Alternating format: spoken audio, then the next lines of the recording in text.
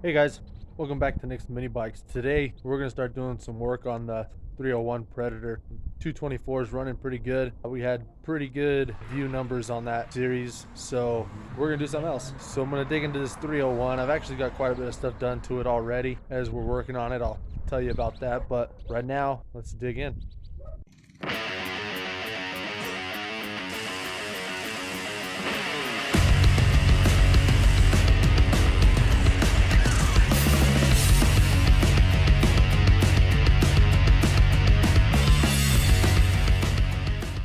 So this is my 1968 Tote Gote. It originally came with the 7 horsepower Briggs. It's on the shelf over there. Wanted something a little bigger, a little more torque, so I put this in there. It's a quick rundown here. I got a pulse pump running over to a stock style GX390 carburetor. I got pulse pump fitting running off that isolator back there. I have a billet flywheel inside there already. I got 50-pound valve springs in there. I upgraded it to a disc brake. It had a drum brake.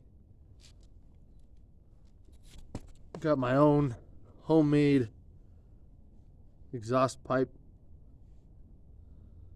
support there. Got it mounted down to the engine mounts down there.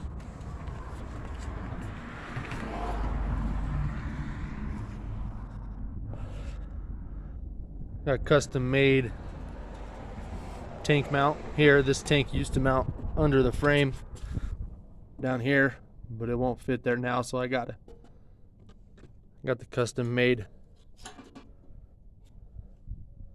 tank supports there. I got an Amazon 40 series torque converter on there. I changed the springs in the driver and I changed the spring in the driven. And I got a center exit exhaust pipe on there with no muffler. So I'm gonna go ahead and start pulling this motor out. So on this original gas tank there is a shut off on the bottom, but it's just as old as everything else and I don't really want to mess with it. So I'm going to take fuel line off the pulse pump.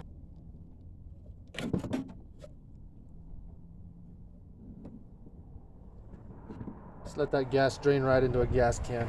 While that gas is draining, I'm going to pull my oil drain plug. 12 millimeter.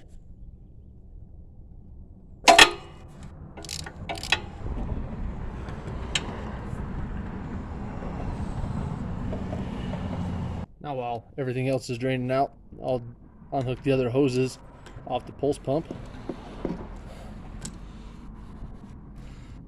The top one is going to be for your pulse signal from your motor.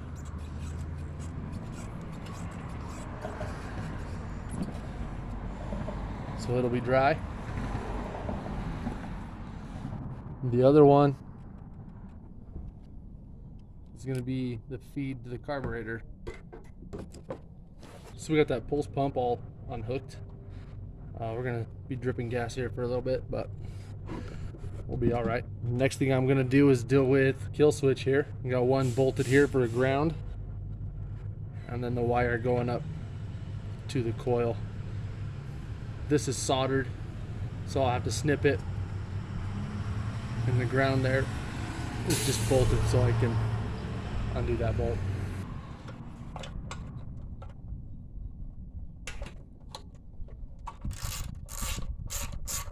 don't know where my nippers ended up, so I got these. Just cut that there. My kill switch unhooked. It's my coil wire there. I'm going to take off my return spring for the throttle. Just lay it up top. And I'm going to pull the side cover off.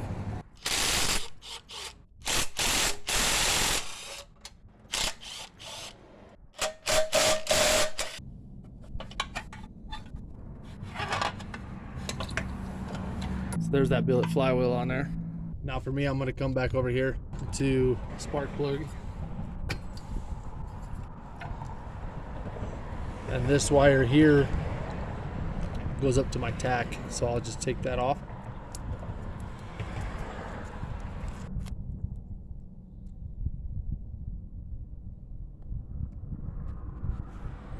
Now my tack is disconnected. I need to take the seat off and get better access to the top of the motor. It's just one little bolt here.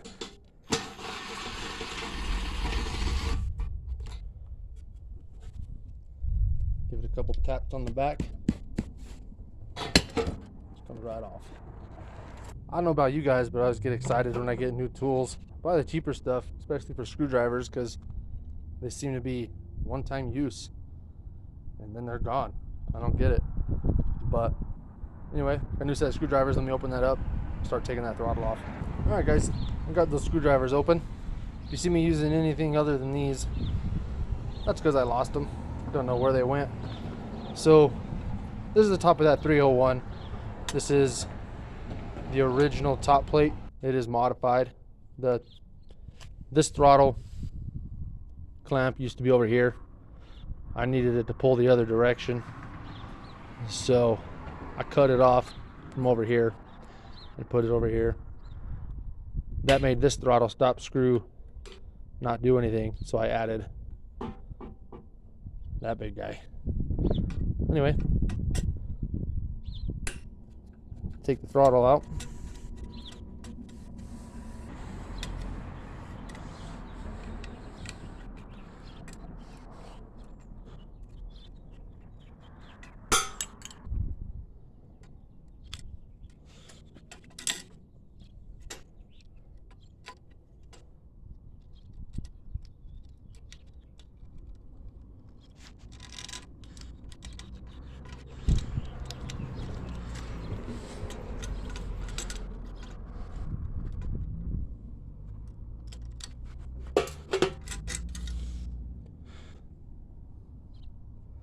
That went well. You know, spray it up a little bit, no big deal. So there's my throttle unhooked. Now I'm ready to start pulling off this 40 series torque converter.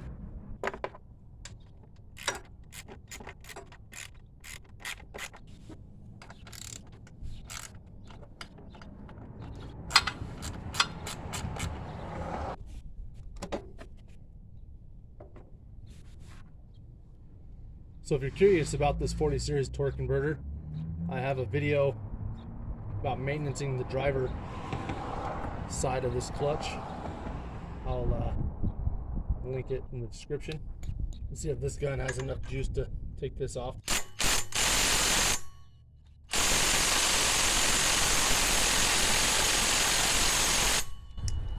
Nope, let's go get the big guy. And before I take that off, actually, I'm gonna get this belt off.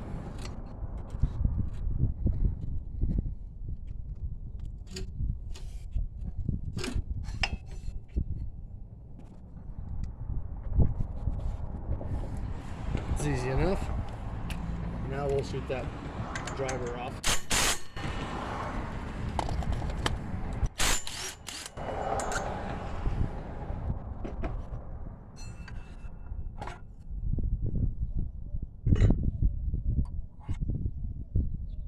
So now that I brought you over here to see what I'm doing, I'm going to come back over here and take off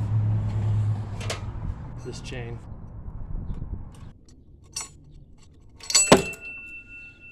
Just took out the master link. Chain comes right off.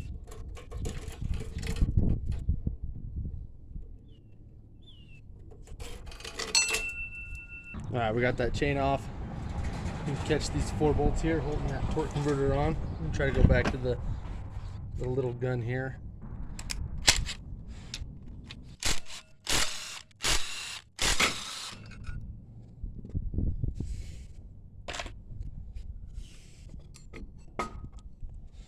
So now that we're there, I'm going to take off the exhaust.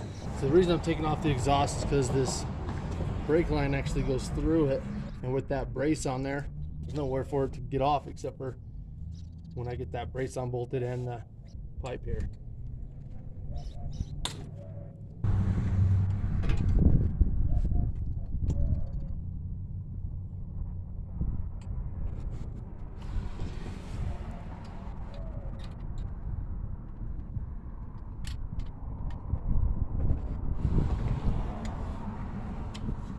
So even after I get these two out, that exhaust should stay in place till I get those bottom two bolts undone down at the base plate. Now I'm ready to hit those mounting bolts on the bottom.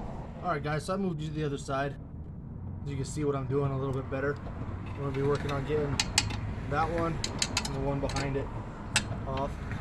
That'll also free up my exhaust.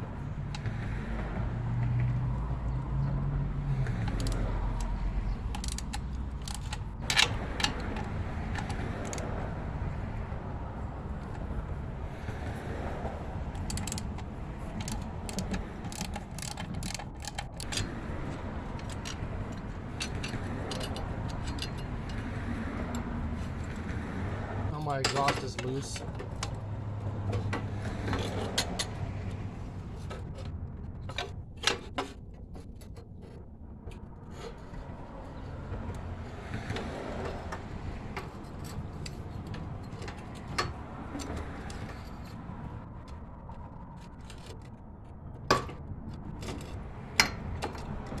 Coming out towards you, watch your face.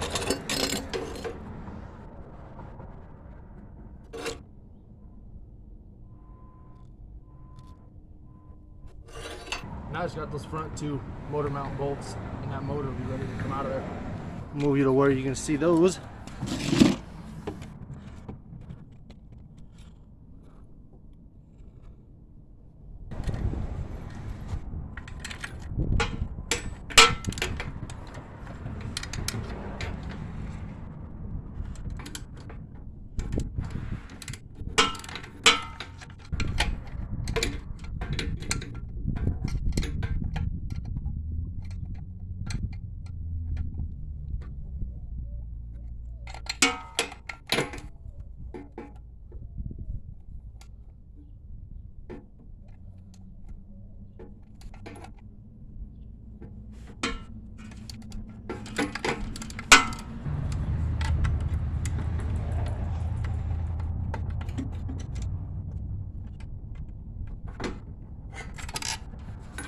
So that's the last of it. That motor is free.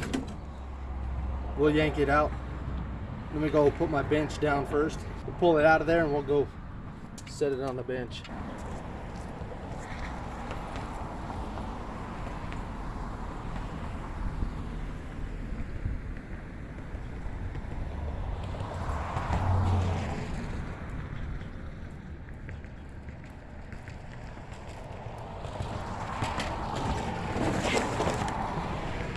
Alright guys, so that's going to do it for pulling that 301 out of that Tote Gote frame.